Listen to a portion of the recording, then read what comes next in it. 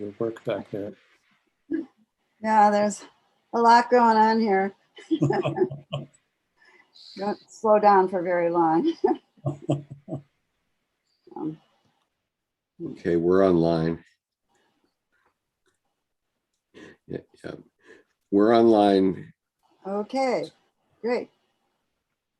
So welcome to Mark of the Self. This will be our 12th session of Mark of the Self, our 12th and our last. Maybe we'll gather again in the fall. We'll see what everybody looks like then. But right now, it's been quite wonderful to be doing this regularly and moving deeper and deeper with those of you that have been with us the whole way. So Tim Holmes is going to be the host, right, Tim? Sure, why not? Okay. And Jerome. Oh, okay. Right? Sure. I understand you guys are going to take the place of Skip to this day. All right. Yeah, sure. So Well, yeah. Well, this is I think all of us have been here before, except maybe Sarah, but this started out last fall when we started talking about how we all felt about unfolding events in the world around us as we're all sequestered in our little apartments or wherever we are. And we just started putting together doodles, little artworks about whatever we're feeling.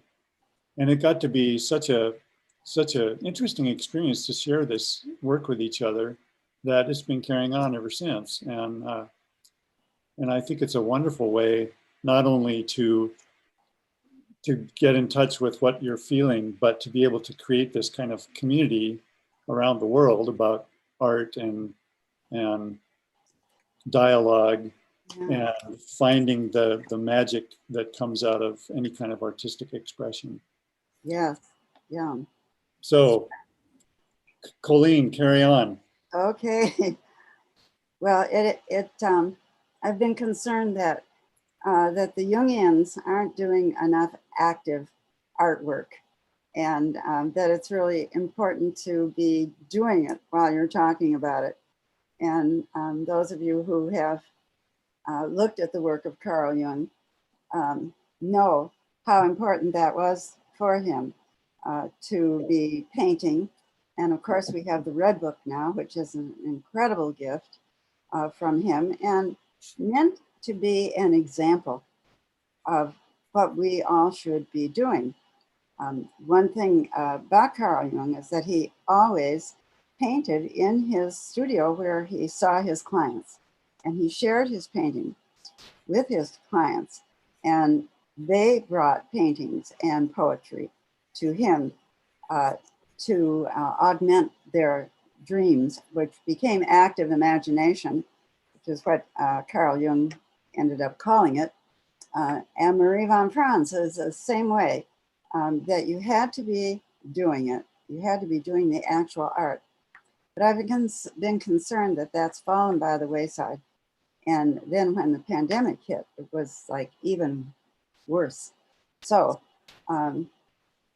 what's been great is that Skip just brings us such marvelous authors, people to talk about Carl Jung's work and to enlighten us about that. And he's given us this studio to be able to actively do as well. So I wanted to do an in-studio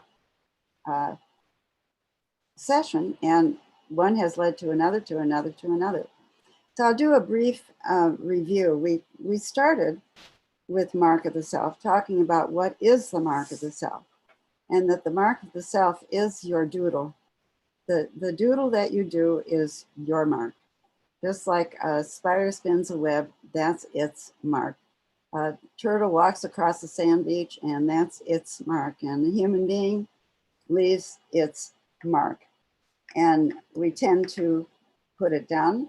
The more caught up we are in society, the less likely we are to honor that simple little mark of ours, but that mark shows up in your handwriting. When you receive a letter from somebody who's an old friend, you know right away who it's from when you see that handwriting. I wanted to say something about the doodling because I've found a nice practice of doodling the last few weeks.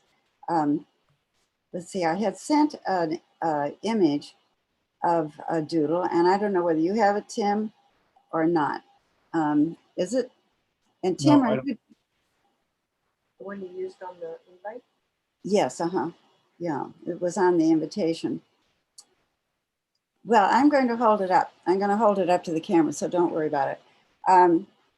I see, Tim, that you often draw while we're listening to other people talk. And I often doodle while I'm listening to other people talk. Yes. And I encourage all of you to pick up a pen and start doodling. You know, time is precious. And so this is a doodle that I've been working on for months. And I just pick up my pen, my colored pencils and my ink, and I start. And now this whole thing has been happening over the last, let's see, oh, what happened? Here we go. Oh, they came up with it. Great, great. And one day I put this up on an easel to take a look at it and see what was happening. And Sarah, you'll understand what I'm going to say. I discovered that this is like a Chinese painting. And that when you look at a Chinese painting of a mountain, you see it always in the lower left-hand corner, you'll find an entryway into a path that leads you through the mountain. Are you hearing me all right? Yeah. Yeah, okay. So when you look at a Chinese painting of mountains and rivers and waterfalls, and you'll see a little tea house or a little cliff with a tree stretching itself out over the cliff. You can follow the path, the spiritual path of the artist by watching that path throughout the mountain all the way to the top. I haven't gotten there yet. I'm mostly around this area lately, but I'm working my way up this mountain by refining it more and more. And you'll see when you look at a Chinese painting, there might be a little tea house where somebody invited the artist to stop for a cup of tea. You'll find a little hut where they might have been able to sleep on a rainy night. And you'll also find a place where suddenly the perspective changes. And we used to think, oh, those Chinese don't understand perspective. But actually what has happened is that the artist has had an epiphany and their perspective about life has changed. So now I'm looking at this like a Chinese painting. And Sarah, if you care to comment about that, I'd be real interested to hear what you had to say. It's really like a Chinese painting, I have to say. It's surprisingly similar. But I was curious, what are you going to pull out from this past? Really, what you just point out, it's the Chinese painting. It's not image you saw as a whole picture. Instead, it's a journey. We follow the past, and then we see from the beginning, and then then there's some places bigger, sometimes some places smaller, hiding. It's like reading a book. So your painting is like that. Your drawing. Oh, thank you. Thank you so much. It's wonderful to hear you say that. It is that to me, a path of discovery. And it's difficult for the Western mind. You know, when we walk up to a Chinese painting, we say, oh, a nice mountain, it's very beautiful, and walk away. But if you take the time, you'll see the experience that the artist was telling us about. And I'm beginning to discover that as I work this doodle, because it really is a doodle. And so at the beginning of the day, see if I can put this up to the camera again. I think now, let's see, how do I get off camera here? No, Steve has to do it. No. Speaker view.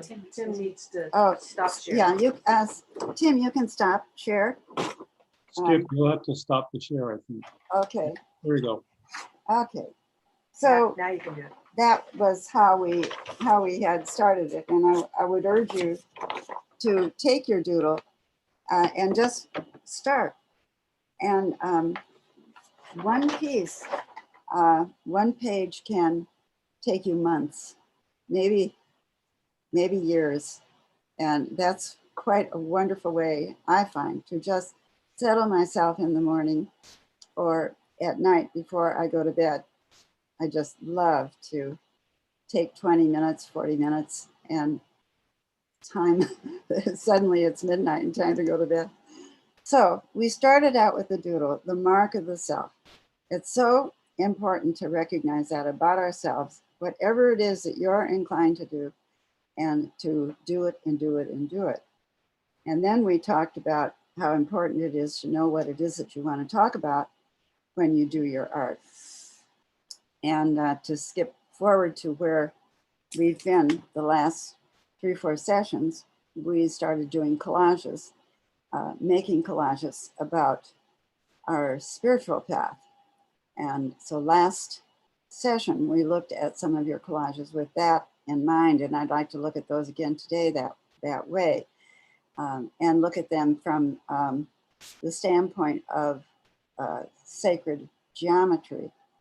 As you remember, last time I talked about the sacred geometry that comes up in our architecture, and that we find it in our great cathedrals. The cathedrals always start with a well someplace. There's a well. In New York City, there is a well at the bottom of St. John the Divine. And there's a well under Chartres. There's a well under Notre Dame. And so it starts where the water is. And then the people gather around the water. And pretty soon they create seats around the water. They might create a roof over the water.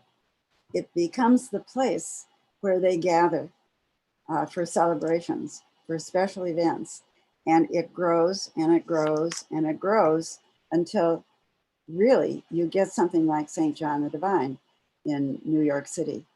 So it turns out that these cathedrals, these temples, these shrines reflect the chakras in our body. So it's like the first chakra in our body is right at the bottom where we're sitting, wherever you're sitting right now. Bang, that's it. That's the first chakra. I am here. I have arrived. This is the place. This is the well. I'm here on earth. The second chakra is in our genitals. And I am female, and I am male. But that second chakra rests right in the genitals and determines your gender. And then and of course, in the sacred geometry, that is where the important bodies are buried. That's where the crypt is. And when you go down, you can go down into the crypt at St. John the Divine. And I understand the other cathedrals that I've mentioned, but and you can see the early beginnings of how they began to build it in the first place. The great pillars that are holding up St. John the Divine are stone. They're just very rugged rocks that have been piled up on top of each other. But then when you get above that, the floor level, they change to gorgeous marble pillars. So you see the gorgeous marble pillars, but if you go down below, you see that rough rock that's holding them all together. So that's your second chakra. That's where all of that life, death, birth, rocks, solid, I've arrived. Now the third chakra is the dantian in the belly, and that's the floor of the cathedral.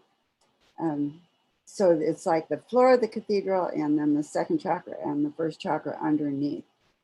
And then following that, you go to the fourth chakra, which is the heart, the altar, where we bring what it is that we have to offer, the place of offering.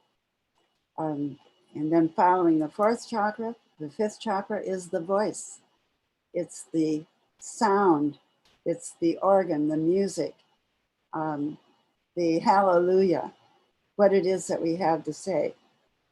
And then the fifth chakra is the, no, fourth, fifth, sixth chakra is the third eye, the wisdom of the place, which is shown in the stained glass windows, or it's also shown in the docile cloth. It's a cloth that is hung behind the altar, and it's often something, maybe a very beautiful brocade, but it tells that this is a precious place, what this precious place is about.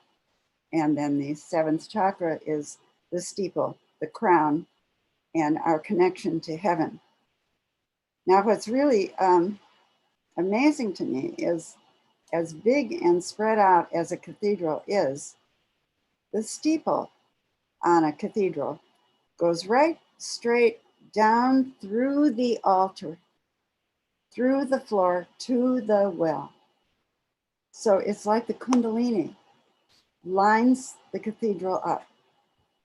And it's like our Kundalini lines us up, so that we have this connection that goes up and down the Kundalini through the chakras, but it shows up.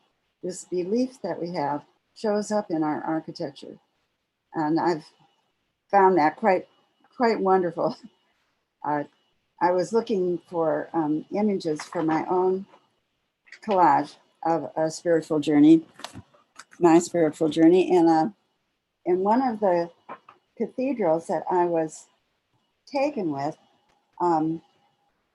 it tells that an important icon in that cathedral was taken away and missing for centuries. And when it was found, they say it established a well of its own. I just learned this within the last 24 hours. I need to research this a little further, but that National Geographic would claim this, that an icon taken from one precious cathedral to another place could establish its own well. Pretty amazing. So I'm going to show the spiritual collage that I've done about my own spiritual journey. And here is the image of Westlake, Jewel, if you can see it.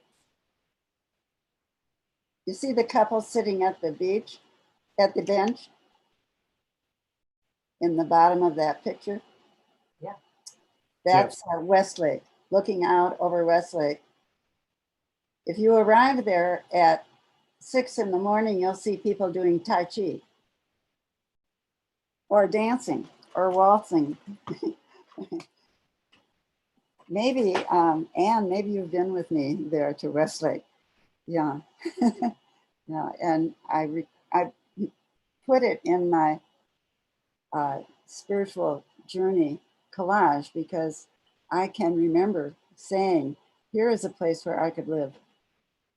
This is a very holy place.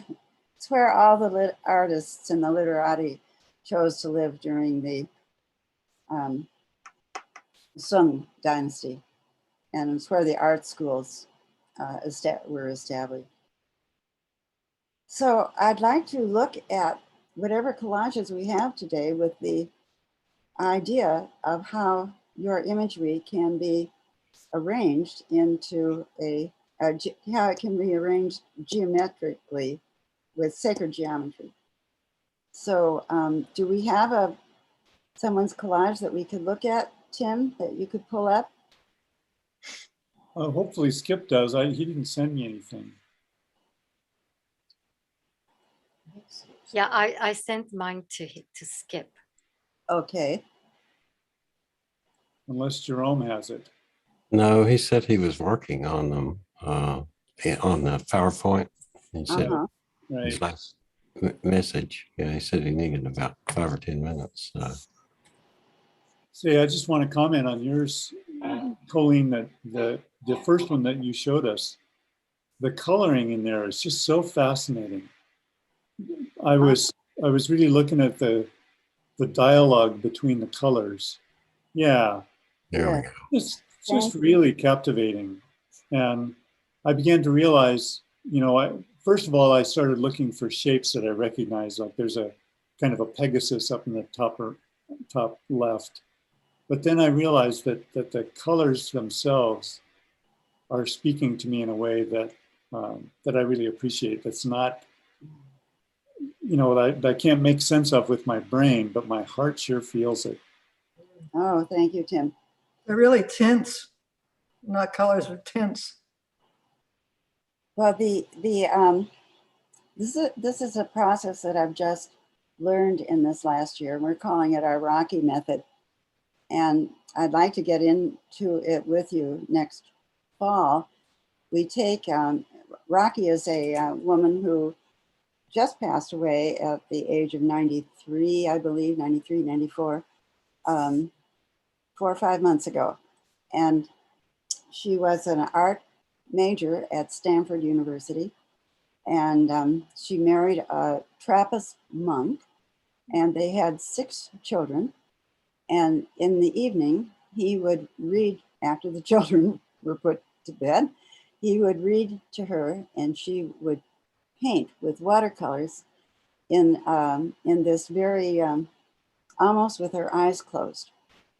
She would get her paper wet and prepared, ready to go. And then with a very big brush, she would move the watercolor ink around and then let it dry and begin to identify what might come out of that. And usually an actual image would come out for her. But some of us started doing this. I was so fortunate to have a few phone conversations with her before she died. And she taught me how to do this. And so we're going to do it next fall. I'll be glad to share it with you, Tim. I know you would really enjoy doing this. Yeah, I would love it. So it looks like you have something there. That's kind of how I do my art.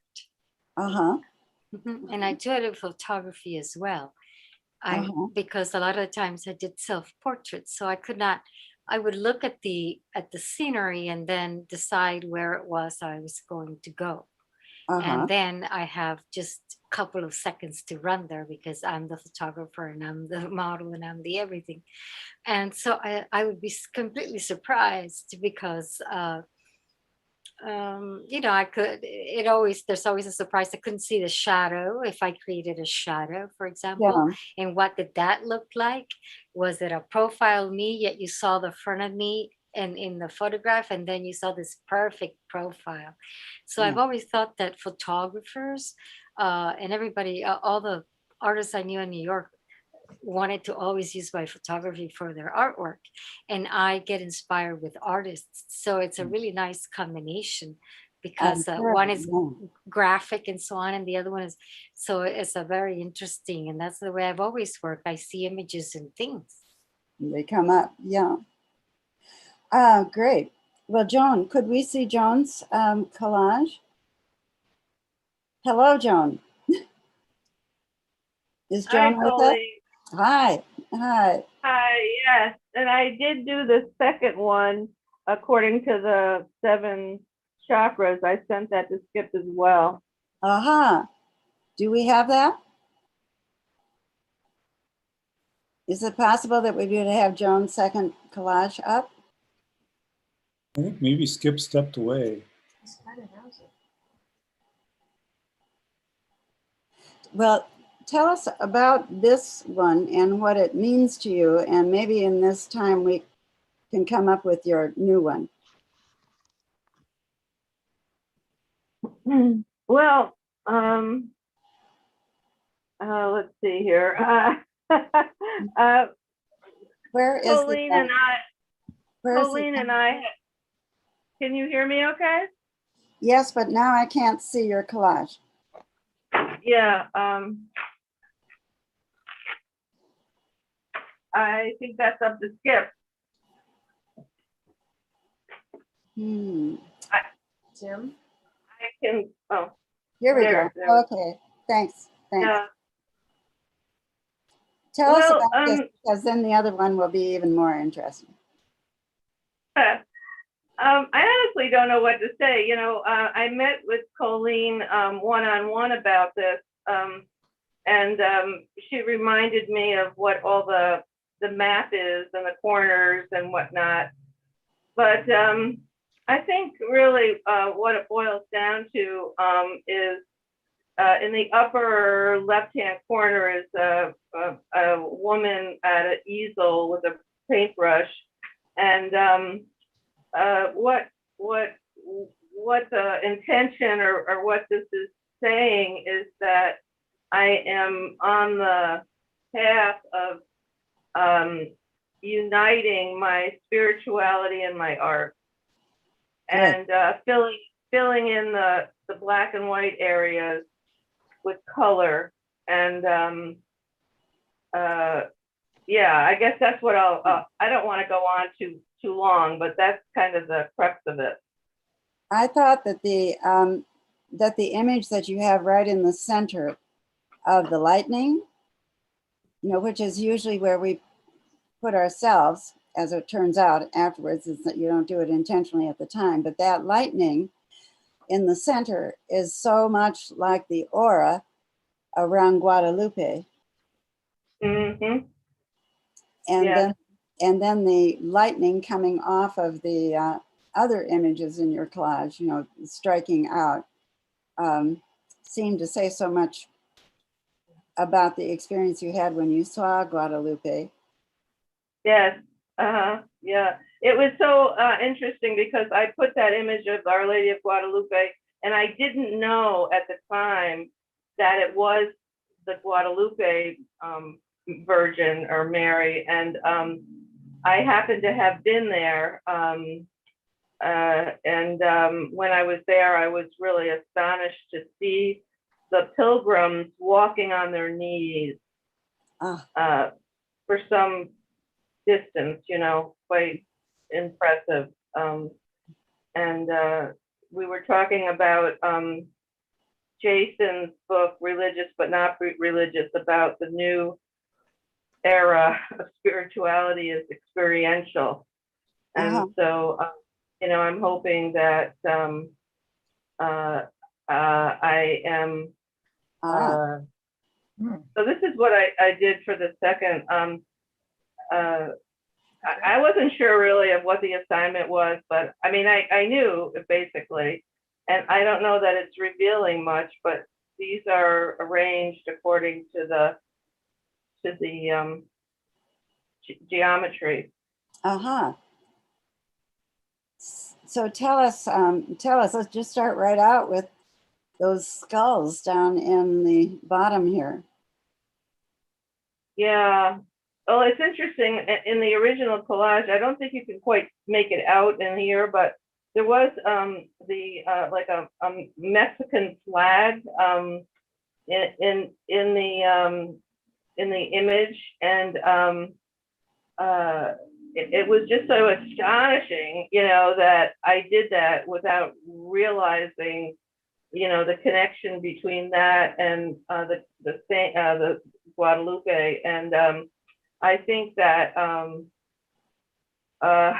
what Colleen said was that, you know, that is that experience of being in Mexico and seeing the pilgrims was experiential, and it was kind of the initiation for me in this individuation process. Yeah.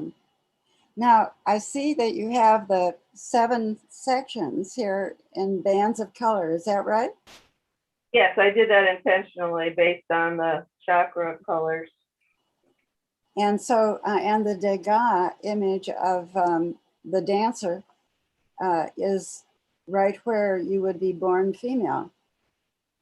Exactly. Yep. Uh-huh. Yep. And then the Stonehenge, is that like bringing your, well, there's not exactly Stonehenge, but it's like that. But is that like an altar for you, or? Yeah, definitely. And there's water there, and you know, it kind of represents balance. Uh-huh. And then the Guadalupe is like a dazzle cloth that tells us what this is about. And then you have brought the lightning up to the very top. Yeah, the way I understood that aspect was the connection to heaven, and so the lightning and the stained glass windows I allocated in that section. Uh-huh. Yeah, wonderful.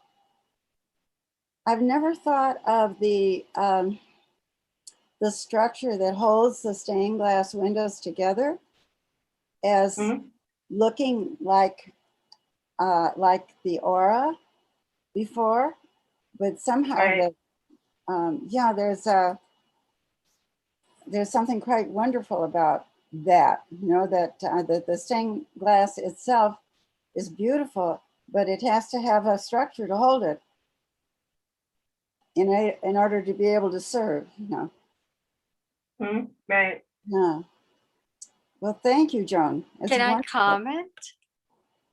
I thought that Joan, your first collage had the exploration of finding your uniting spirituality with art had some centeredness to it. You were centered, and the rays were centered, and then off to the corner was something coming, and then the second time, and on the bottom there's a the wiggly lines are all over, so you're almost there. They're trying to all come to center, and then when I experienced this one, somehow they became a little more minimalism and dispersed. You let them loose, so they're kind of loose in cosmic space. Thank you. I guess. But I lost the center is not as the embodiment is not as easy to grasp in this second one.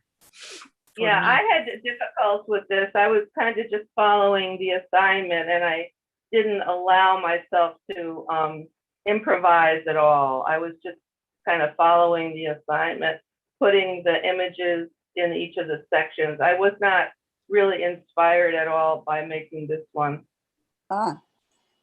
What would you like to develop further? What is it that you would like to know more about or take further? Well, I think I would like to do the collage about the geometry from scratch and use new images, not repeat the same images. I think I'd like to do that from scratch. Oh, good. Because now you understand the pattern. But yeah, the pattern is resting in us all the time. It's there in our body. Now that you're in touch with it, I'd love to see what you do. Yeah. Yeah, I'm looking forward to seeing what other people did. I'm sure I'll be very inspired by that. Thank you very much. Yeah, thank you, Joan. So can we look at another, please? Aha, Jerome. Holy cow, what did you do, Jerome? Beautiful, tell us. Well, I'm going to have to share the screen here because this is a movie also. So let me share the screen. Hold on. Go ahead. I'll get there. Skip first and optimize video clip share. Boy, that's stunning, Jerome. Okay. This is, and I'll get into the video and it'll kind of be self-explanatory. So let me play that for you. Oh, The yes. intention of this collage was to take images of my spiritual journey and rearrange them to reflect the cathedral as being built over a well and rising to the top as related to the chakra progression chart, and also to make a shrine.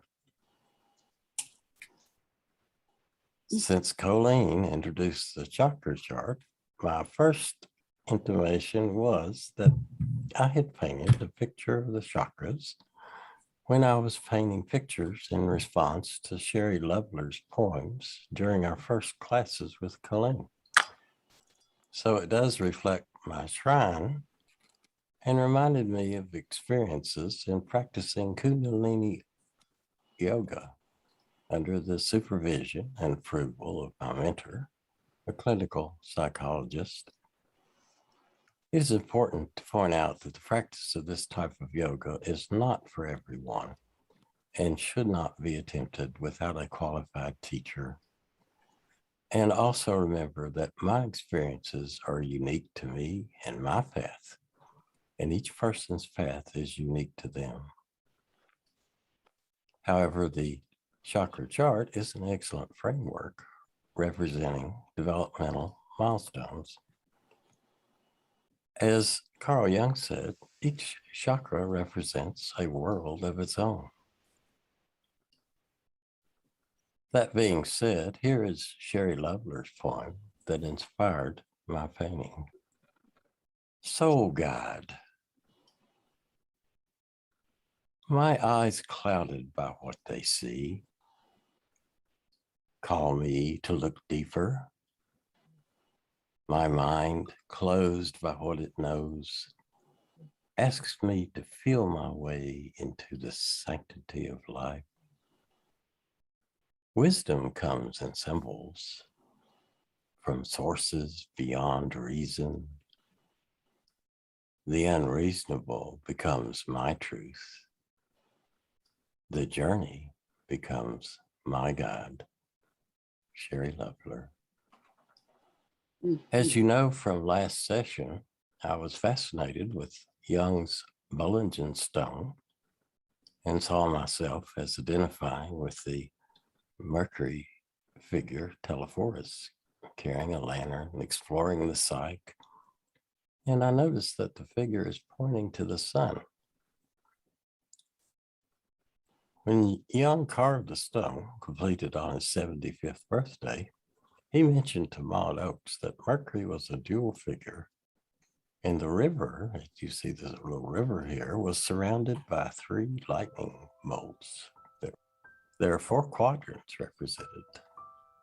He also told Maud that 1 becomes 2, and 2 becomes 3, and 4 becomes 1, called the axiom of Maria.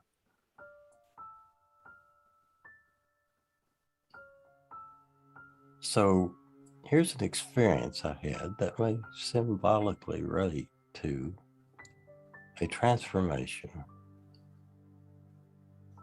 Imagine you're in total blackness and you find yourself in a comforting bubble of silky blackness, tumbling into an abyss. No fear, feeling supported as you start tumbling your body. Your body is the color of violet. You notice a tiny spark in the darkness, and fascinated, you swim towards it like a moth to a flame. You gently touch the spark with your hand, and there's an explosion of golden light, and you become that. Afterwards, when you come back to earth ground, you see the world in a luminous state. Everything is connected in love. You see that soul spark in others' eyes, and you are transformed. I painted a picture of the experience.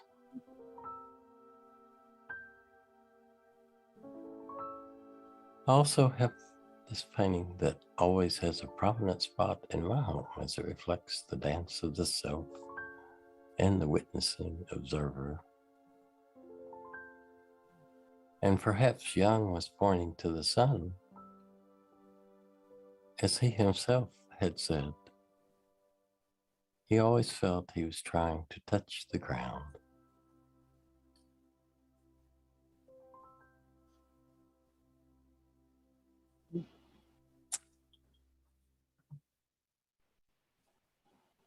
Nightlife. Darkness falls like a womb encasing me, a blanket or care in the nurturing sky, amid a symphony of hidden creatures. The ground calls to me to touch it, relax on it. Fear slowly leaves like earthworms abandoning the hot sun in search of damp, warm places. The mystery above shares its connection with the history of time.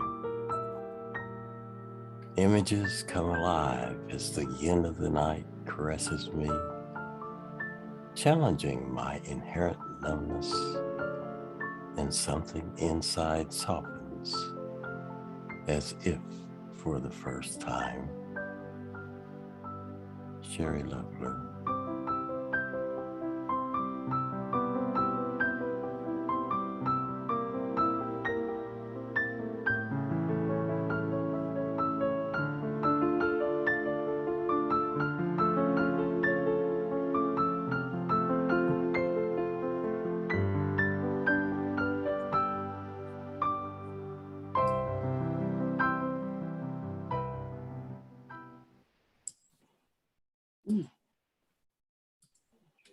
Wow, that is really something.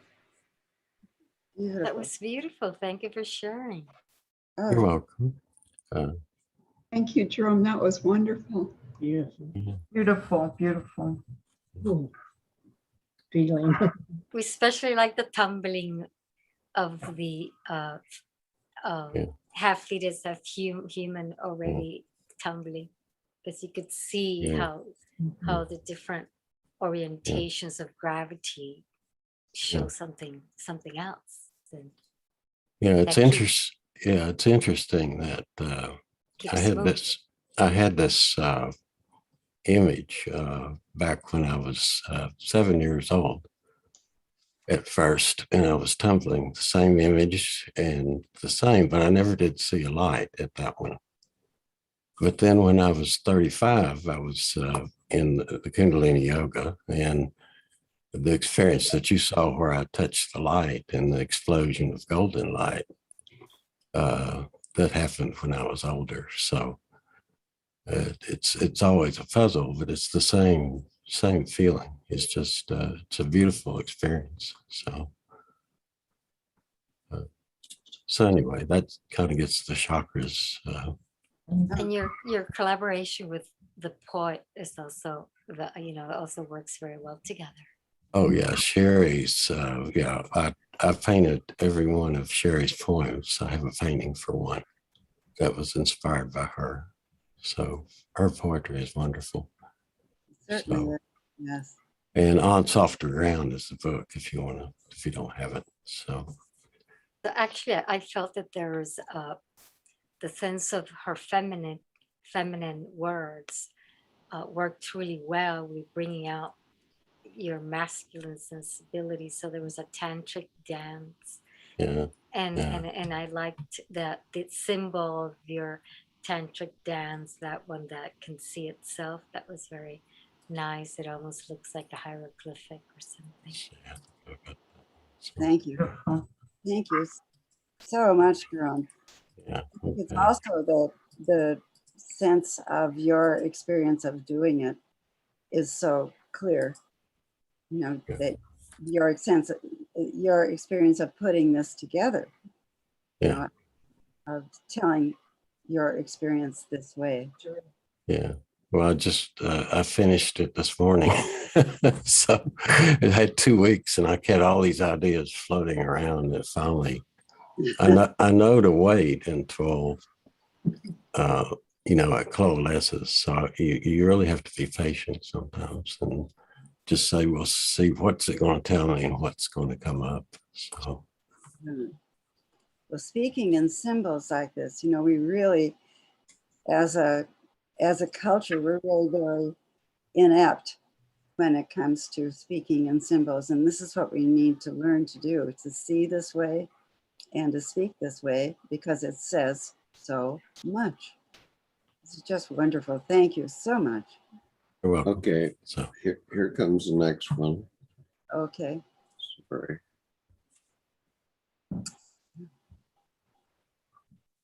Nancy. Nancy Pfaff, what have you done today? Hi. wow. Well, last time I shared a little bit about a dream I had a few years ago where I was in a public garden and there was a bush of pomegranates. And one of the pomegranates flew through the air and landed on top of this tower and in a cup, and the gates opened so I could leave the park. And so that you suggested doing something with the pomegranate. Uh-huh. So this is what kind of presented itself. Maybe you can help me with it in terms of how to describe it. Tell us what the symbols are, why you like them, what they mean to you. Well, they're pretty much in the unconscious. That I don't have words to go with them, but in the dream, there was this tower, and so the middle object there is kind of a replica of the tower, and there were ladders that were up to the top of the tower, and so you can kind of see those little ladders indicated below the pomegranate. And I don't know, the image is just, you know, as I was holding that experience, that dream experience, these images just kind of came together and seemed to want to be together. I like the way it's so organic at the bottom, you know, and then there's this beautiful fencing, and then this, I mean, that's so much like the first 2, 3 chakras of just the organicness, out of which comes this chest, this would it be like a chest or an altar or an altar? It could be either. Is it something that might open up? It contains something precious. Uh-huh. That's the only thing I know. Something very ancient and precious. Uh-huh. And then there's a way to go up further into the the rooftops, or there's a lot of structure going on. Well, there's the half of the flower there. I think it's can't remember what the flower was. If it was a lotus, might have been a lotus, part of a lotus. Uh-huh. Which to me is very symbolic of spiritual growth and spiritual awakening.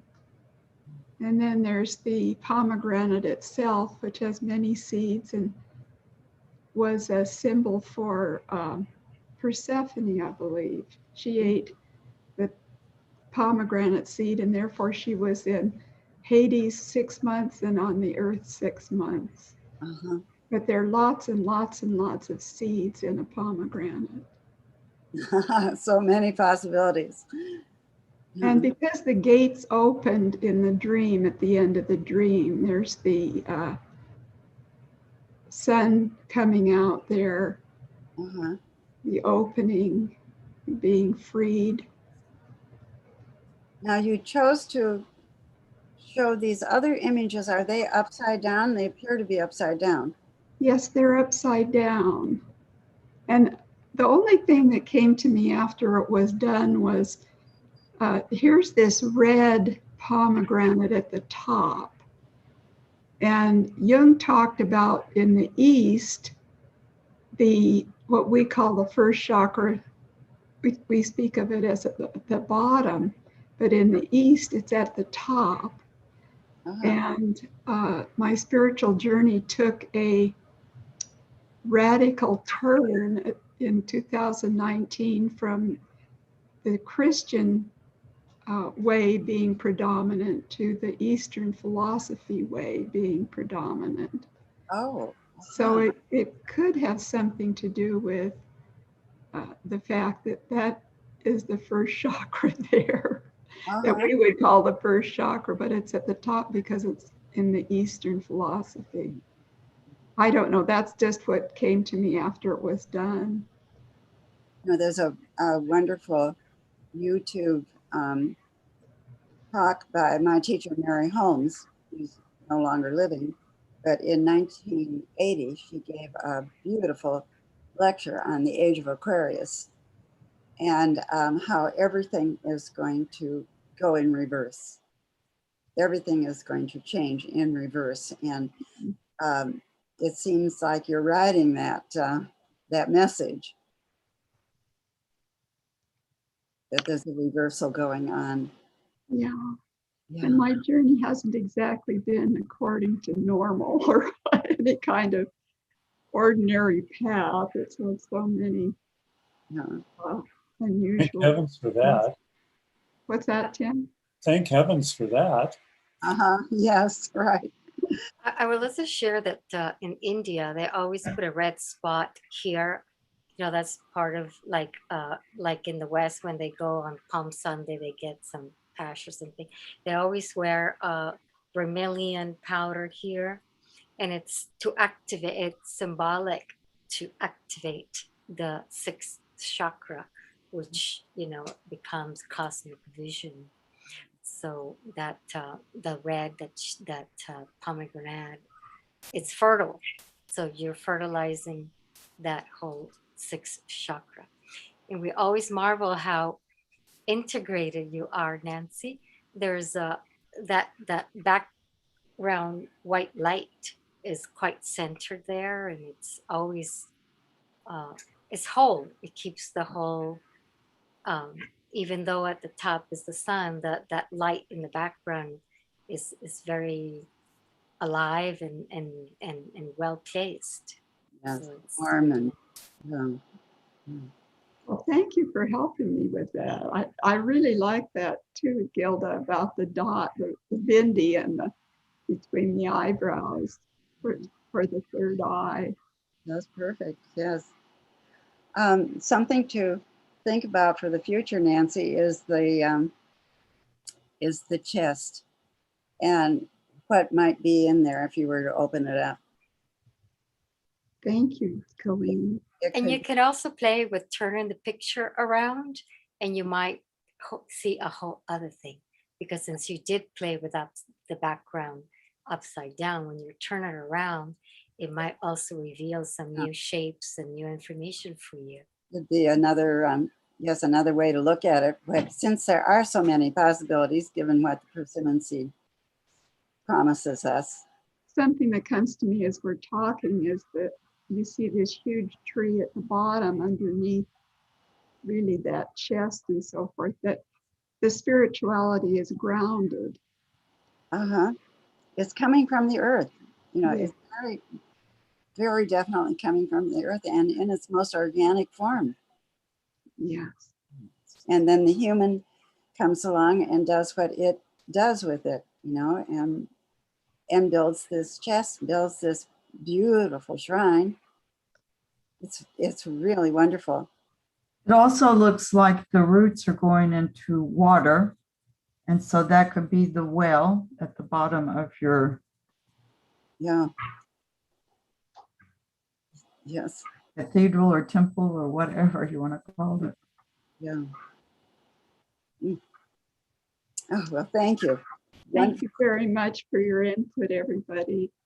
If you decide to do a collage about the chest, what's in the chest, let me know. Okay. Okay. Okay, just email you. The off, The yeah, picture. the you know, what is the offering about? Hmm. The structure is there. So now what? You know, there's always another something. Well, you know, I feel very much like I'm at a place in my life I'm going to burst with service in some way. Ah, And I don't know what form that will take, because I tend to like being alone in my own place, quiet and reflective. But I feel like there is this new bursting that wants to just create. So we'll have to see where that goes. And it shows in your work. It's beautiful. Well, thanks, Gilda. I love yours too. Can't wait for the wellspring to yes. burst. Yeah. It's Thank so you so much. beautiful to see how intelligent our unconscious is. It's so intelligent. It has so much to tell us. Thank you. Gilda, What have you been doing? What's this? Okay.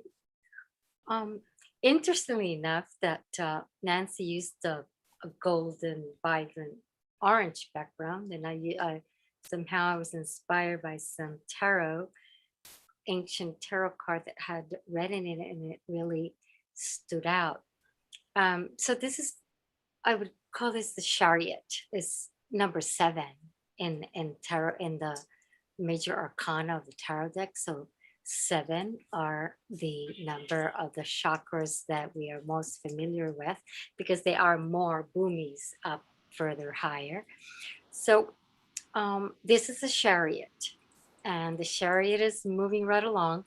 And the chariot is usually a human being riding a chariot, holding a black and a white sphinx, you know, meaning they're trying to balance duality, but and they have a vehicle in which they're going somewhere in their vehicle, balancing duality, black and white, 2 horses, or you know, like that. So this is what came out, and there's 7 circles there. If you start from the tail of the black cat, there's 1, the head of the black cat, 2, the blue one, right below it's another one, right below the very center of the head of the cat on the right. And then she's giving birth to a small little cat, right, coming out through there. So that's 4. And then the head of the chariot up there has a little, like the goats when they have this little bottom beard, and that's another cat. So that's 5. And then the small circle that's see-through above next to the horn is 6, and it's looking for the 7th one, and does not realize that he's got all of them within him, and looks over there. The chariot is going over there where the 7th circle appears there, the black one with the 2 eyes. So it's fascinating, trying to look outside itself to complete for the completion of its journey. And that's what that is. So they're all there, but they're not in the classical order. They're in the order in which they came. Well, they're circular, you know. Yes.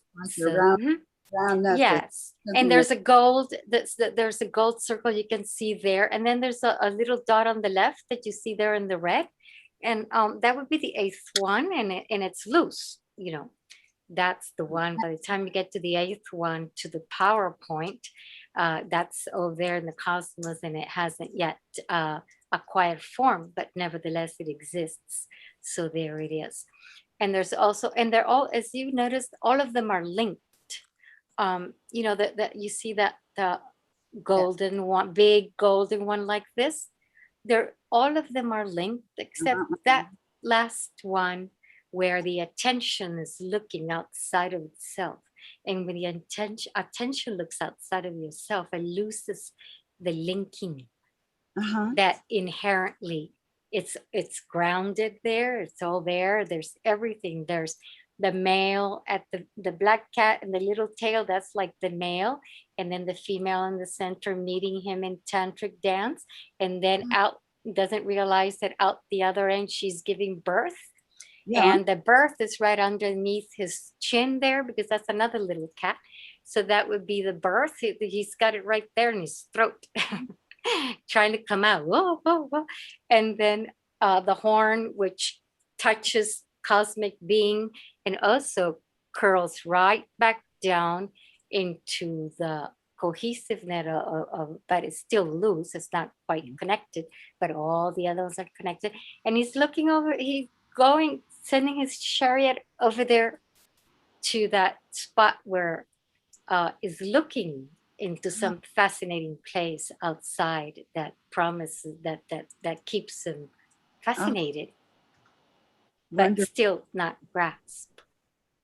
Now, what does it do for you to, you know, this being able to say how we see it, you know, being able to say, this is what I believe, this is the way I see it. And I'm just really want to hear, what is it, does it do for you to be able to say it like this? How do you feel after you've done it?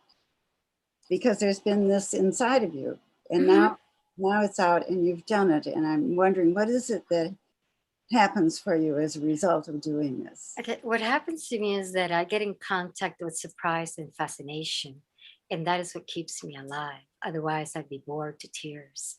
So since I work with dreams, and I'm used to living in that world of fascination and new and awareness, where there's exploration always available, and there is a meeting that always responds in ways which hold all the content and always surprise you, because I didn't know what I was going to do. All I really knew was that I was going to make my paper red.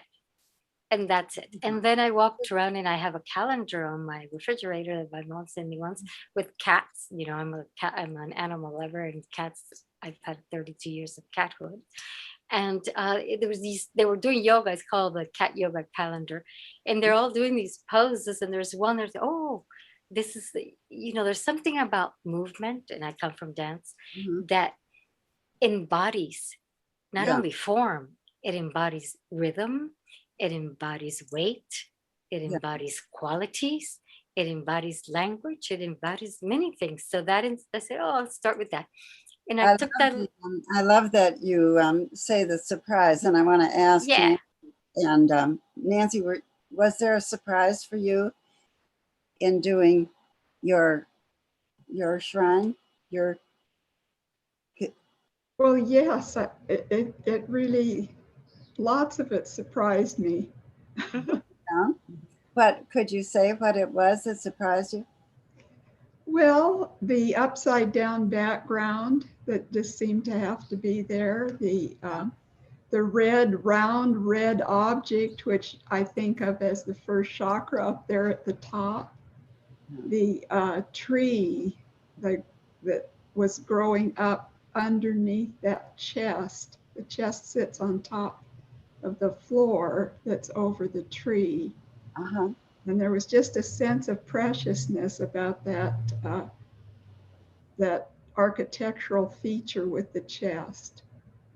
Oh, you put it well. Thank you. Thank you. That's exactly what I was loving to hear, is what it means to you to do this. Jerome, would you say, was there a surprise for you in the putting together of your process? There's always surprises, because I would go down one track and I would say no, and something else would come up, and then getting the right music and the right balance. And, it's just, and then when I looked at it and played it, I said, wow, I said, it actually evoked some feeling in me. I was just in tears at one point in it, just from listening to myself. So, Beautiful, beautiful. For me, it was like giving birth. I gave birth to a little son. I gave birth to something. Oh, something was born. Yeah. And I didn't realize that all those, I didn't know, I didn't count, I didn't even go there. And at the end, I realized that all the 7 circles were there, whether half or full or something, they were all there. And they're actually together, the bottom is supported in it.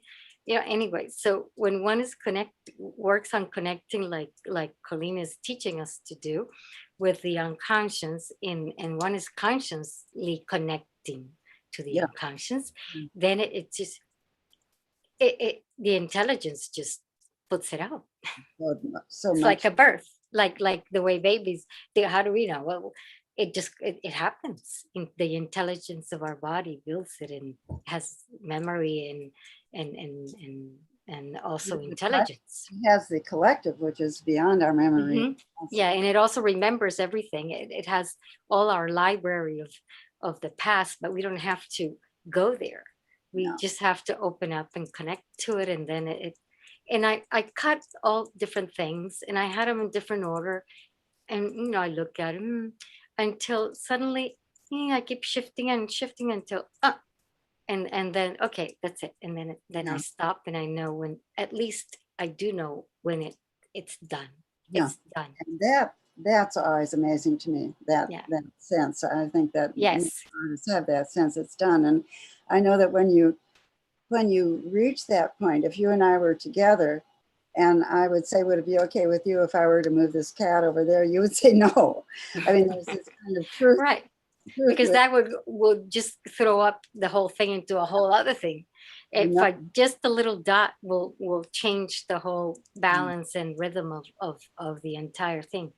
And by the way, that's the bottom of the painting before that I show with a tree in the 4 corners of it was the card of the universe. One of the corners, I remember I said there was a chariot there, a wheel. So then I took that, and that I created that one. Perfect. That. And of course, that's what Jung talks about, the active imagination and progressing your imagery.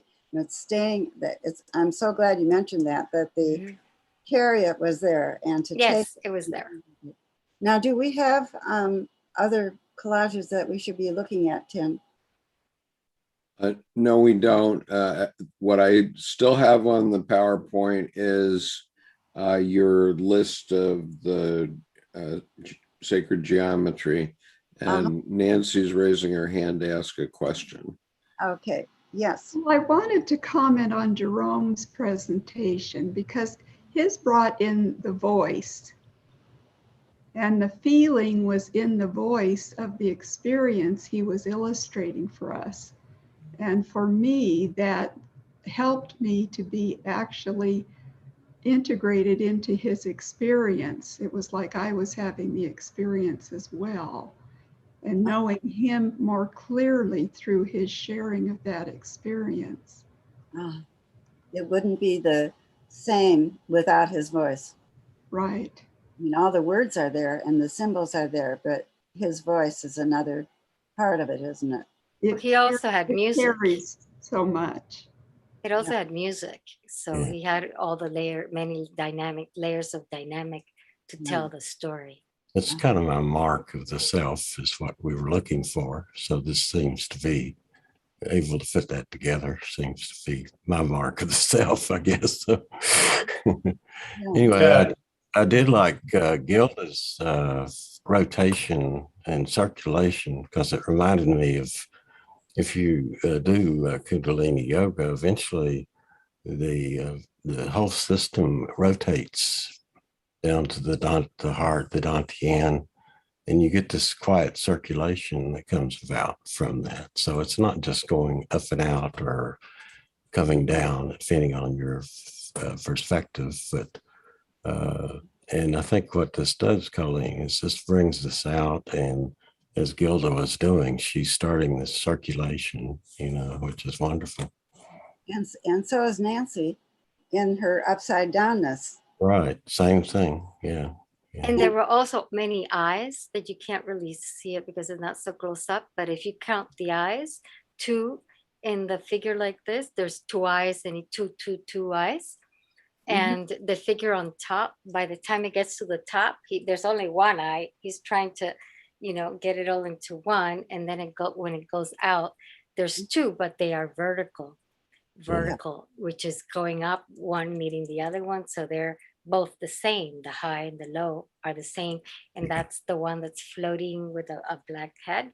So outside he can see that what he's searching for. So by the time it gets to the top here, there's only 1, but all the ones below have 2 eyes. So it's tantric relationship going on there. I wanted to share the spiritual journey collage that I did, and where you might take these now this summer if you continue on with this kind of work. Let's see, I think what I need is to be able to share screen. Should I hit share screen? Put it up in front of it. You should be Not able yet. Well, I'll make you a co-host, just a moment. I have it on emails. Okay, you're a co-host now, Colleen. Go ahead. Okay, let's see. So I hit share screen, and then I hit share. And then I go to my email. And I think that I sent it to Skip. It has to load first. Or I could do it live with this. Let's see.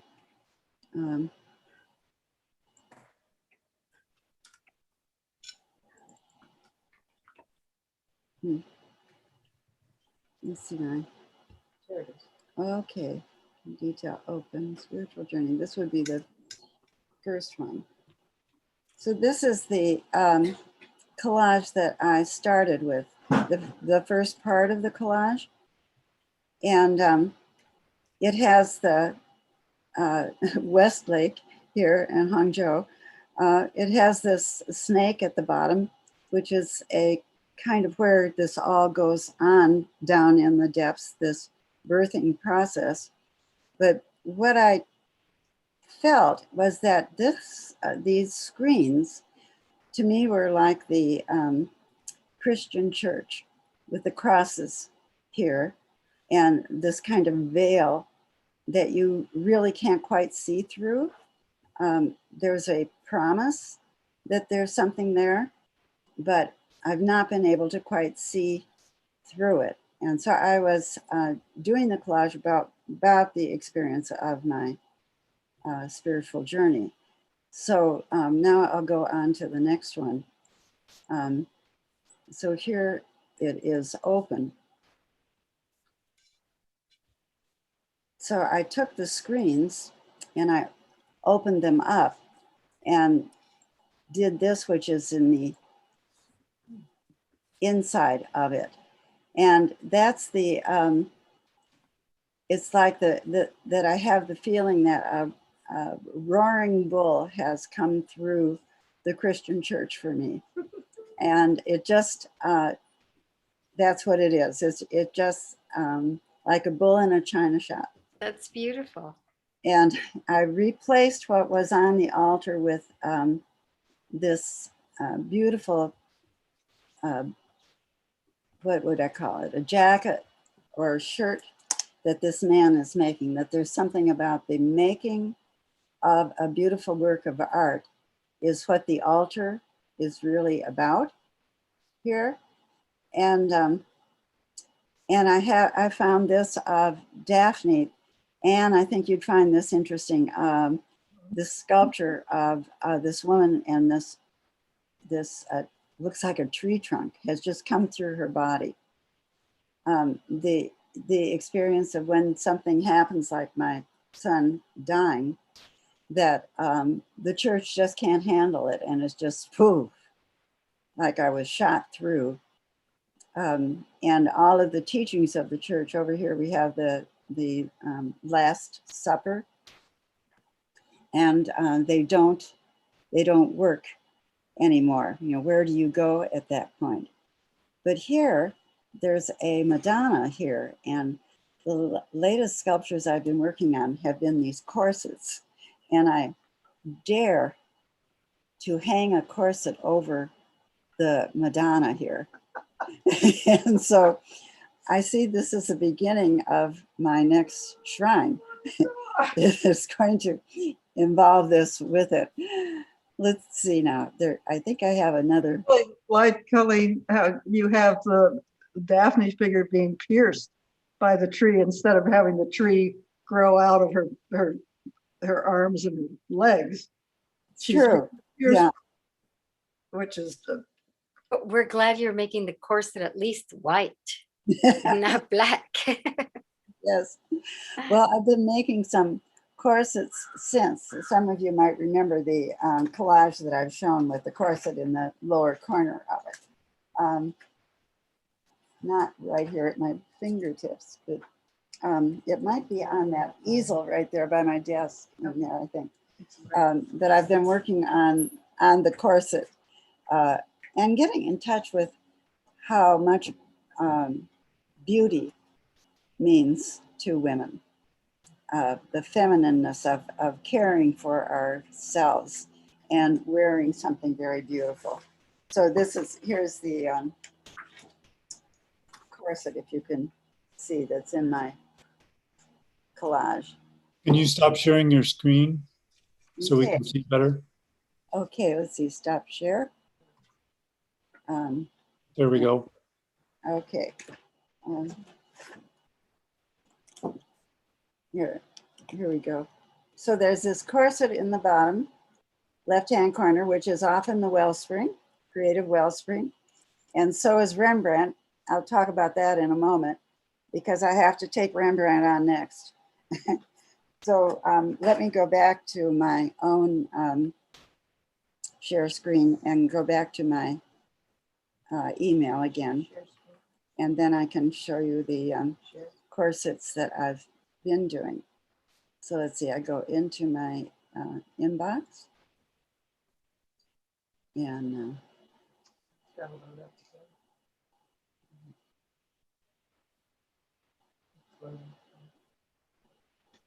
what I want to urge you to do is to take an image from your collage and elaborate it. It's going to take just a moment because I have to go deeper into my email.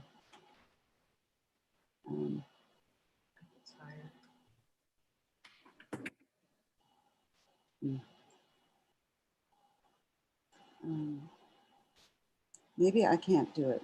I think I'm going to have to show you the actual piece. So excuse me for a moment while I get that. It's in the living room on the glass table. We do stop share and I'll show you the actual piece. I think that would be better. If I pin myself,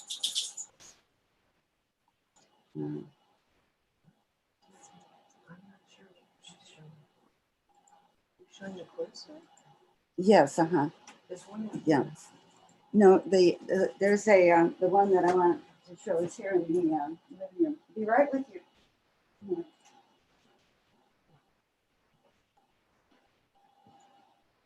Wow, it's a really interesting bunch of symbols that she's got going there.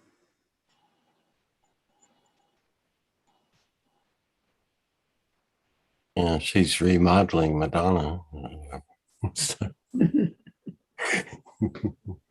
Yeah, I'll share this since I work with dreams, and every single day, I write them down and live them because some are more pictorial than others. I'm not an artist that can readily, I mean, I probably could, but someone who has command of figures and everything to draw.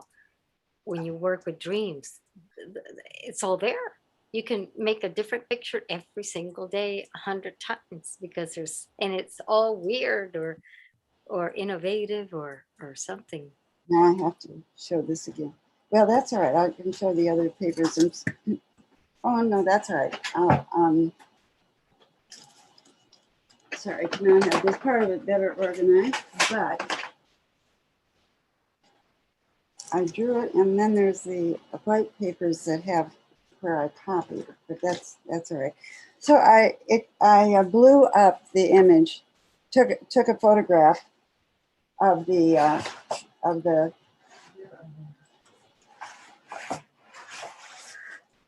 photograph of the corset, and I took a magnifying glass and looked. Yeah, there we go. Thank you, Jessica. Great. And took a magnifying glass and studied that corset. And I saw the label of the designer of the corset.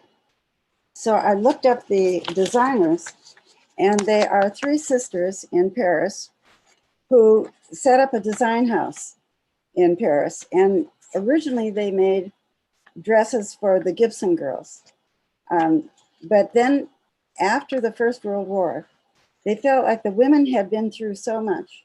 They wanted to take off those corsets with the tight bones in them and let the fabric just fall off of their bodies with this sense of beauty. So they went from this is a dress that they designed, but you can see them opening it up to dresses like this. And the fashion house was a great success. And they made it through the after the First World War, they made it through the Second World War, and their younger brother, after all of them died, took over the house and kept it going until the 50s. Well, that reminded me very much of my mother, who was an amazing seamstress. But my mother had quite a sense of beauty, quite a regard for it. And as a seamstress, she became a pattern expert and ended up working with Vogue. Then my daughter ends up working with Ralph Lauren designing. So here I am, very excited about this corset that's made by these designers. So I thought I'm going to try to understand it. I drew it, and then I made it in clay. And here's a piece a corset that I made. Well, I'll share that I went to fashion school at Parsons School of Design, and corsets are in my wardrobe were key pieces, but corsets not that went underneath, but corsets as a key piece that you could then wear a jacket or anything over, and you always had this extremely feminine and alluring look. So that was one of my key pieces were corsets, but not corsets that went inside, like corsets that already came out as an outer piece and were functional as part of the body and not hidden. So that I hope that's helpful for you. Here's another one. So these have just done in the last few days. But now, having done this collage, I see that the corset is getting very nervy by hanging in my cathedral over the, let's see, here it is. There it is. There it is. I'm going to have to get my magnifying glass and study this. But I think this is my next piece. I think I'm headed for something else here that's got to do with the... Those dangling garter pieces are very interesting. And there's 4 of them. So, you know, the 4 pillars, you've got 2 in front and 2 in back. So that's 4. Well, this is my summer project to make the corset sacred. How I do that, I don't know. Great one. But I know the process. I know the process to study it. And so, you know, my medium is clay. Jerome, yours is film. You know, Gilda, you paint. Joan is doing great collage work, as are you, Nancy. And sometimes it's in the form of poetry, of writing a story about the imagery that's come up for you. But to honor that imagery, to stay with it, to develop it and see what does it mean to you at this point in your life? Now, what does it mean to me this year when I'll be 89 years old and I'm obsessed with corsets and beauty? Well, it means a lot to me. And so I'm going to dig it until I get the answer and see the connection between the sacred and the beauty of it. I'll share something else. The Indian women, and I've been in India and I also have saris, they all of them, every single one, wear is a form of corset.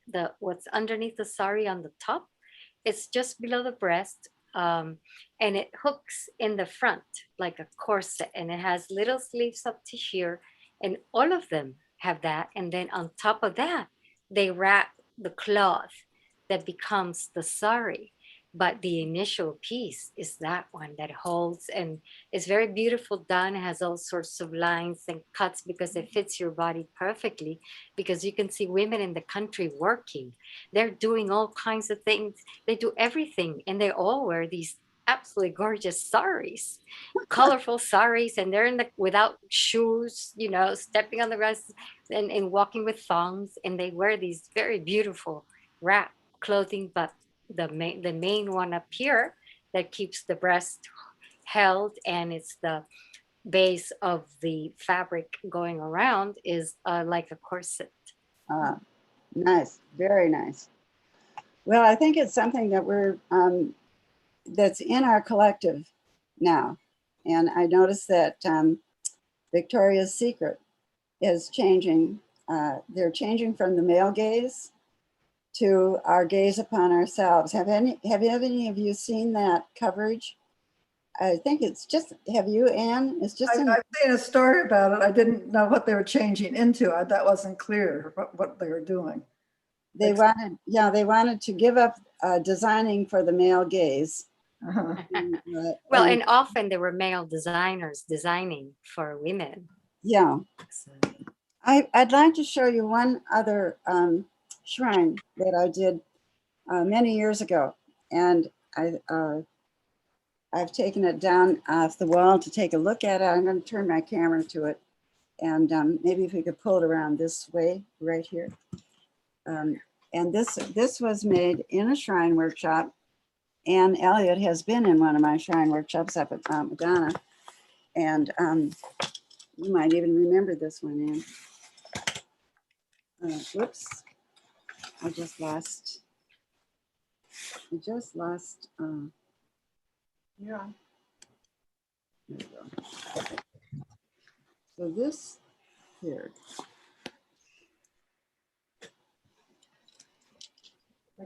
Help.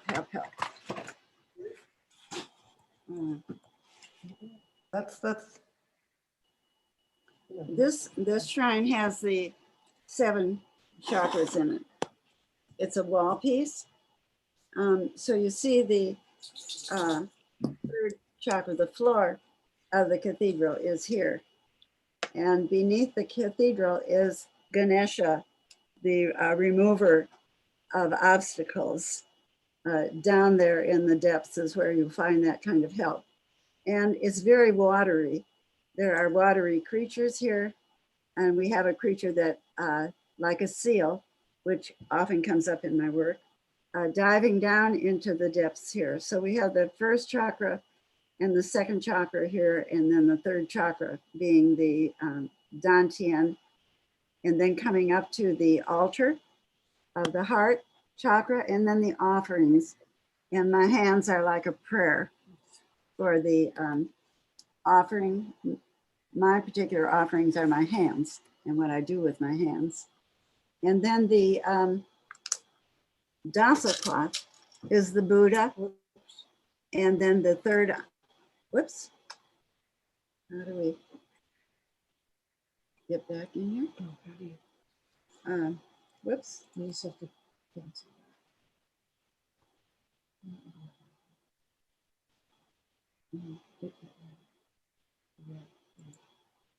Okay. So can you hear me all right?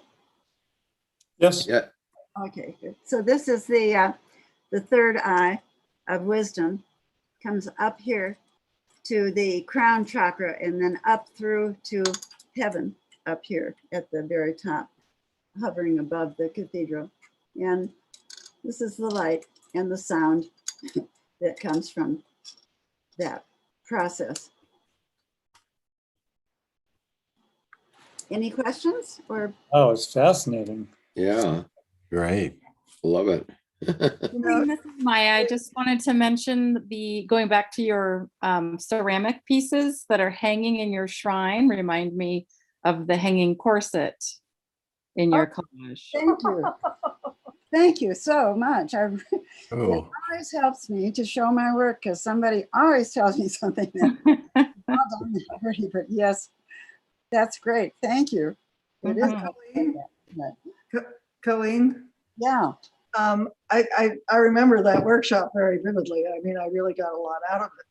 And I have my personal shrine that I made still. And it occurs to me I should try to do it all over again because that was over 20 years ago. And I'm sure my personal shrine would be quite different now. I think that's Yes. something I should undertake. Oh, please do. Yeah, I'd be interested. Could you show us the original? Do you have it nearby that you could show it to us? I do. Oh, wow. Goodness, this has got to be at least 15 years. 20, yeah, it could be. I love how well organized she is. Yeah. Yes, sure. It just happens to be there. That's great. Anne has a beautiful studio.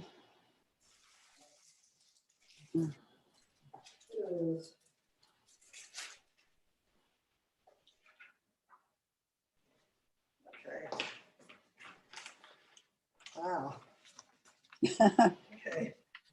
This page came out, but and I did a shrine so that it opened one way, and then I could open. I did the back of it too, so there are two shrines kind of. Oh, So here is.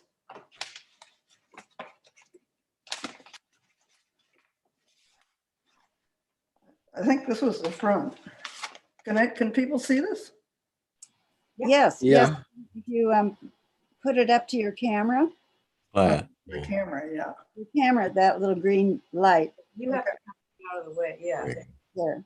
But then you open it up, and I had a page inside. This is opening it up, Oh, and there, and then this was sort of an extra page that was inside uh-huh. that had this had a caption that we lose. How did it go? Sometimes memories are frozen in time. And I use this image on Everest from, Mallory's pictures, the thing he took. Oh, So these are mountain images. And then this on the other side of it was trying to break up this tough person that I was trying to be all my life. oh, And to really get closer to myself. uh-huh. But what I really noticed after this is when this was all open, that it was 2 by 2 everywhere. 2 here, 2 girls here, 2 girls here, 2 people crossing the stream here. It was all about twos. And I don't know if you remember, but I was trying to finally getting down to grieving about my sister who Yes. died 20 years before I did this. And I hadn't been able to grieve all that time because I was so angry at her. And finally I realized what an unfinished job I had going on because it was all about two girls. Oh, boy. Yeah. Yes. And then this side was, is people seeing this? Yes. Yes, we are. Yeah. Because I can't tell. And this image up here was being handed a book and saying, "Are you ready to accept your gifts?" Oh. Like she's getting a present, but we have to accept our own gifts that Yeah. we have. And I can't really even remember the rest of them. But these are people running away from something. I should go back and look at it and try to remember exactly. I'm wondering, I'm wondering what image from that you might bring into a new shrine. Yeah, that would be interesting to take something and start over with that. Yeah, yes. I've got to get a lot more National Geographics to get some material. So, wish we were closer. I've got a bunch. Oh, thank you, Anne, so much. That's just great. And Yeah, really sorry, I was not clear on what I was doing back then, but the thing that stayed with me was the 2x2, and I thought, this is all about how I feel about my sister, and I've got to work on that. And so I did. And that's when I started actually writing stories. Started writing stories in which she was the main person. Yeah. And I got to understand her through the stories and forgive her. And to, really have sympathy and pain for her. So it was an incredible journey. It was quite amazing. So I'm glad you brought it up. Yes, the images will take us, if we stay with them, if we give them time and stay with them, they'll stay with us and they'll carry us too. Carry us too. They'll never desert you. Yeah. Well, any other comments from those of you that we've not heard from today? How has this been for you? Me? Leah or Elizabeth or people that we haven't heard from today? I'm wondering, how's it been for you, Diane? Or we have two Dianes. Here, Diane Margiotta. This has been a wonderful journey. I did send Skip a bunch of details of a very large collage that I did about my spiritual path, but I guess they didn't go through. So it's unfortunate about that.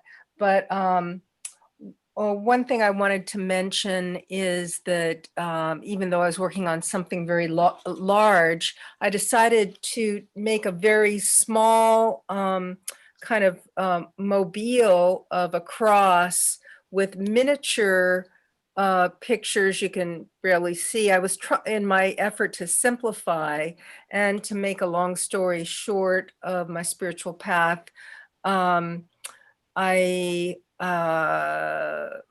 realized the lower part of the path was very important, and that's where I discovered Baha'i and kind of a broader way of thinking of religion, though I'm, very much into Christianity.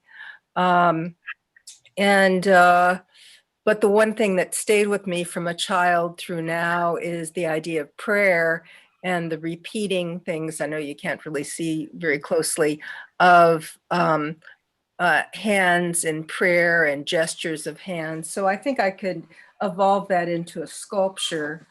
And one thing, as I was searching through materials, I came across something from a New Age workshop I'd taken on the chakras, and it had a picture of a labyrinth, which was part of the workshop. And I was just thinking how Colleen's corset itself is kind of like a labyrinth, of things weaving back and forth and going back and forth as it laces up the back. And maybe the journey of trying to keep your womanhood together and embraced versus letting it all hang out. But I just thought, the metaphor of labyrinth, journey, spiritual path resonated. And of course, it seems to resonate in that kind of garment too, that's trying to hold our precious parts together. Well said. Thank you. Well said. Yes. Yeah, I would share with you, Colleen, that all of the classes we did on collage, it's all been very synchronistic for me, and just have been led, I think the unconscious speaking to me in those synchronistic events. I did last time, if you remember, I showed you the world temple that I put together, and I did continue to work on it, and Skip just wasn't able to get all of my stuff in, but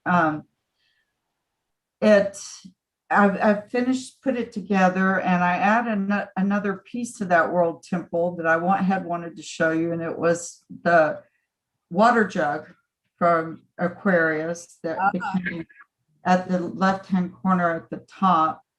And then you had suggested to me that I make some gates, and I did do that. What I did is I turned it around and I made an inner sanctum. And it was, the gates were in 2 triangles, and I put images of a lot of different things, like as human beings, we make these big images of gorillas and whales and things like that to kind of scare off, to ward off people. So, and then it opens up into the inner sanctum.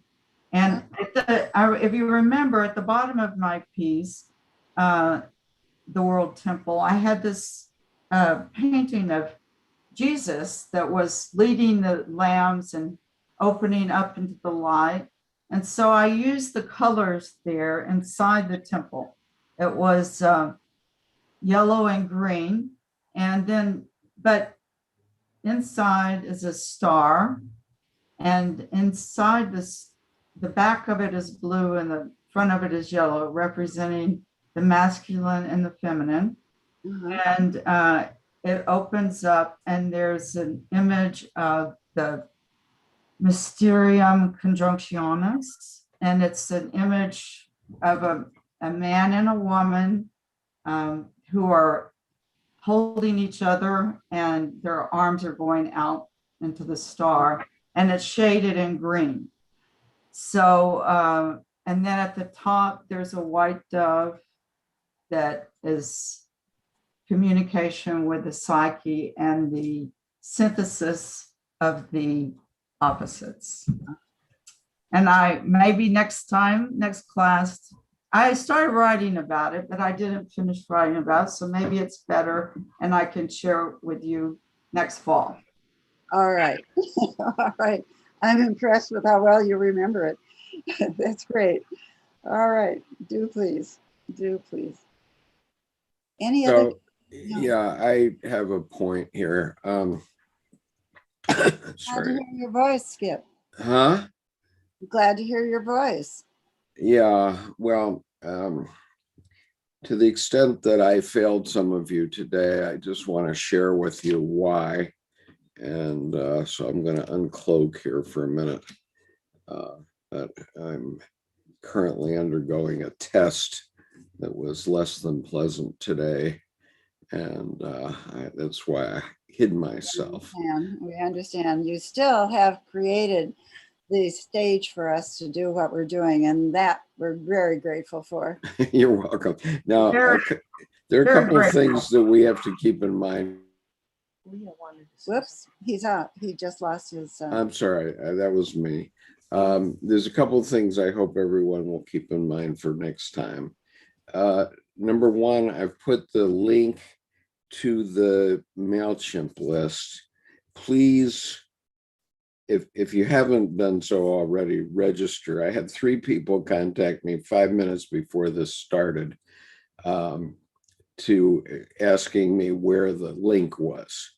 And I have been sending this link 4 times a week in various contexts for months. And so please, when you get the MailChimp notice about what these things are, when they are, please save them somewhere on your computer so you can find them when it's time to go. That's one thing. And the other thing is, I was still getting images 15 minutes before this session. And it's a little much to ask me to be able to manage the session and also put everybody's picture in the PowerPoint and have it all ready and hunky-dory by the time we start. So please try to get your stuff in a day before or something like that, because this last minute stuff just doesn't make for a good result. I apologize for that. Now, Colleen, I do have a advertisement for our speaker on Saturday, but before I do that, I'll let you wrap up your session. Well, I think it's been wonderful. It's been marvelous to Learned a lot. work with people who are creating, doing it at the same time, you know, that's the point. And you've all been marvelous, wonderful, the way you've picked up on it. So we'll go for it again in September, and I'll make sure that you all hear about it well ahead of time. I am so grateful to you, Colleen, and always to you, Skip.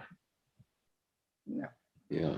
Well, thanks, Coeleen. It's just been wonderful for all these sessions. So it's kind of like we got to wait to the fall, you know. So, Yeah. but So I'm glad that you're going to do that. So yeah, one other thing to be aware of is in mid to late September, I'm going to have my hip replaced, and I'm not going to be available for like a week or so. And so just manage your expectations, because Colleen's classes may not be able to start until like early October, just so you know. Right. Thank you, Colleen. We'll do what we can. Thank you. thank you. They were Colleen, wonderful. you've just Learned a really lot. opened up my life as an artist. You just really opened that up. You've blessed me and given me new life. Yes. Blessings. Same. Oh, thank you. It's beautiful. You wanted to say something, Colleen? But, oh, Leah, did you want to say something before Skip comes back on? You'll have to unmute though. No. Oh, she can't. You're muted now. There you Oh, she can't. go. Oh, okay. She's having trouble with her audio. So, Colleen, yes. I'm embarrassed to tell you that I slept all after last 2 weeks ago on Wednesday and then Tuesday and missed the whole meeting. So I've been trying to catch up online. Did you give like a template of how to do this drawing that you talked about? The people shared tonight. It was awesome the way you put it together with the chakras and all of that. I'm just in awe about that. A lot of this is new to me, and it is so revealing, and I'm surprised at how much it touches my emotions. Uh-huh. Oh, this one. Yes. Uh-huh. Okay. I will go back. Is there a PDF of that, or will it be on the YouTube from last week? I can probably send it to you, Joel. Okay, and I'll bring it to my next class. Okay. All right. Thank you. Today is the end of the season class, correct? Yes. Right. Thank you. Thank you. It was wonderful. Thank you to each of you. I have gained so much from this. I appreciate our facilitator, the talent that each of you have, and the willingness to share. I cannot express in words what this has given to me. It is touching. I feel like I get to know each of you special, and you share such intimate parts of reveal such intimate parts of yourself. So thank you. See all the beauty within each of you. Thanks for letting me be part of your group. Very welcome, Jewel. Thank you. Yes, Skip. My turn. Yep. And the advertisement. So I'm going to share my screen again here. And this is going to be the book that we're going to be talking about this Saturday. And there's something very unique about this, because all of us have been looking for Yes. a way to affect the collective unconscious for years. I mean, I've been working on it for years and years. And the unique thing, just in the first chapter of Ann Taylor's book, is that she's connecting up the logos with the eros. And so the point is that she's giving all these, and this is going to be on Saturday at 2 p.m. If you're not on the list yet, please sign up on the list, because there'll be at least 2 more announcements about that session before then. What I want to talk about is the fact that from a logos point of view, a rational point of view, Anne has connected up various meditation techniques. And I'll just show you the uncloak here so you can see this page I'm looking at. Sorry. All right. Okay, so she's connected up various meditation things with meditation techniques, right? And it means serious cause and effect heart health, okay? And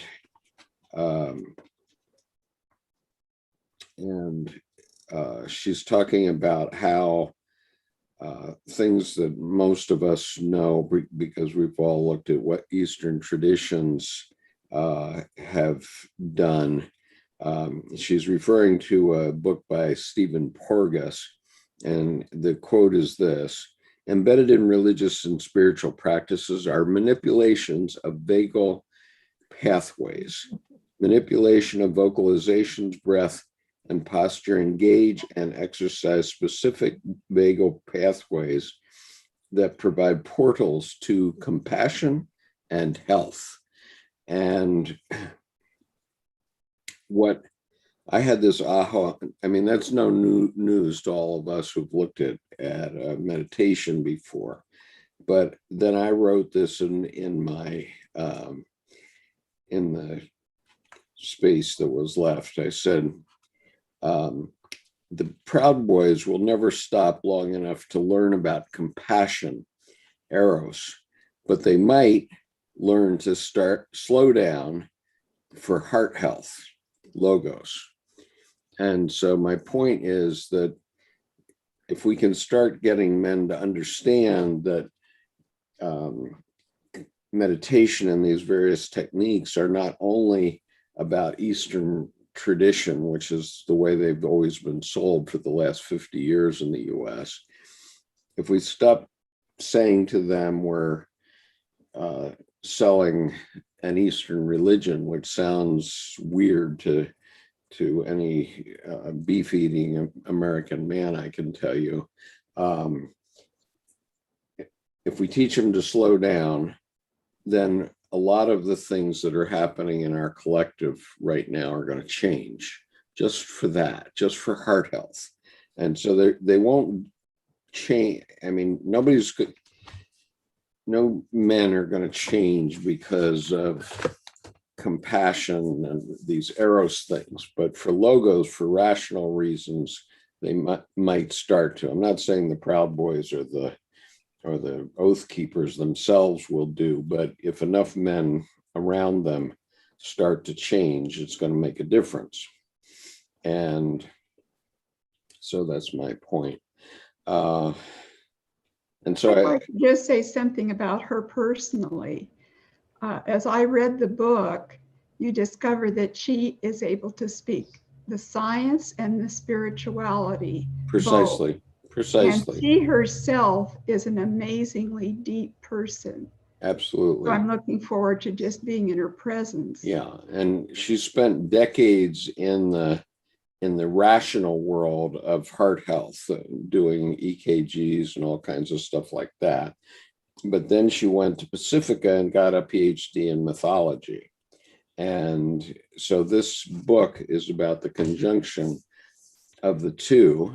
And, you know, my thought is that we can, if we start to see what this conjunction can be without trying, you know, if I sell people Tibetan Buddhism, you know, the men just go, you know, and